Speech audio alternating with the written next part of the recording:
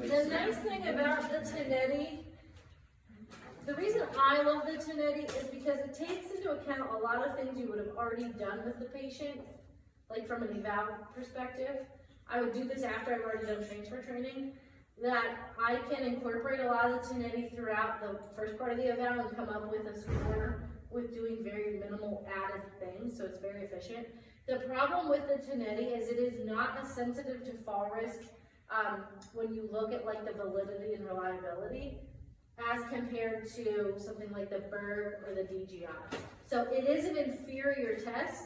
However, it is used quite frequently in our older adult populations or neuro populations because it's relatively easy to do. So it's not as good of a test as a Berg, but I will tell you, if I have somebody who, like a typical patient that is geriatric that I would see, I will start with the Tinetti, and if they've determined a fall risk based off the Tinetti, then I will go into either the DGI or the Berg based off what that patient needs. If they're pretty low level, I usually will stop at the Tinetti and the tub. If they are higher level, then I go into the Berg and the DGI, if that makes sense. So it's almost like a screen.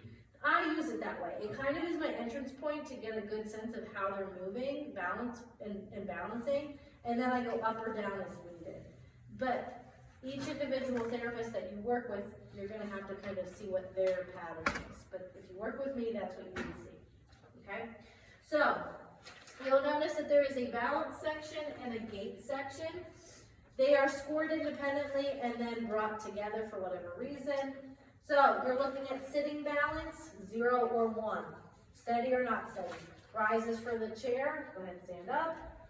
When you look at rises from the chair, not only do they need assistance with their arms, do they need more than one attempt? And so what that's looking at is, do they need to like get momentum? Are they rocking? Do they start to go up, fall back down, or do they just pop up? See that? You look at immediate standing balance within the first 5 seconds, and then how do they do longer than the first 5 seconds? Because a lot of times people will kind of like have to get their balance and then afterwards.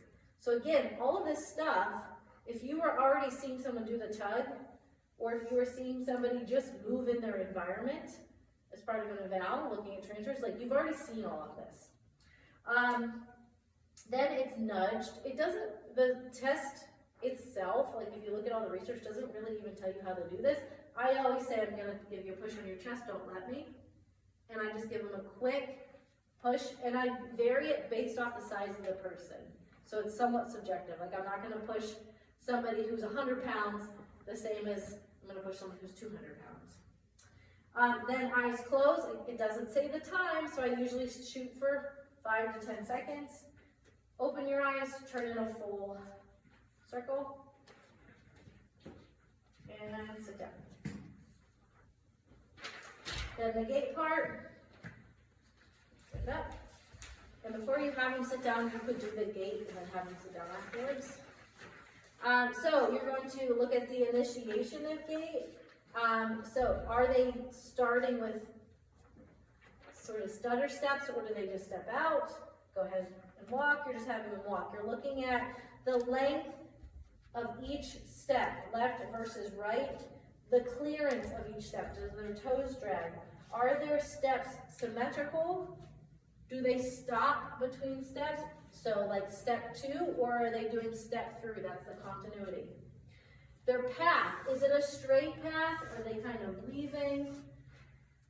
You will see here for path and trunk, if they use an assistive device, they automatically don't get points. Even if they walk straight but use a device, they're going to lose points there. And then are their heels apart, or are they almost touching? Meaning, do they go wide? So it's not just like apart normal. It's, are they wide base of support, or do they just have a normal narrow base of support? And you can bring your score. So, fall risk is low, over 24, moderate is 19 to 23, and then 18 or less is going to be high fall risk.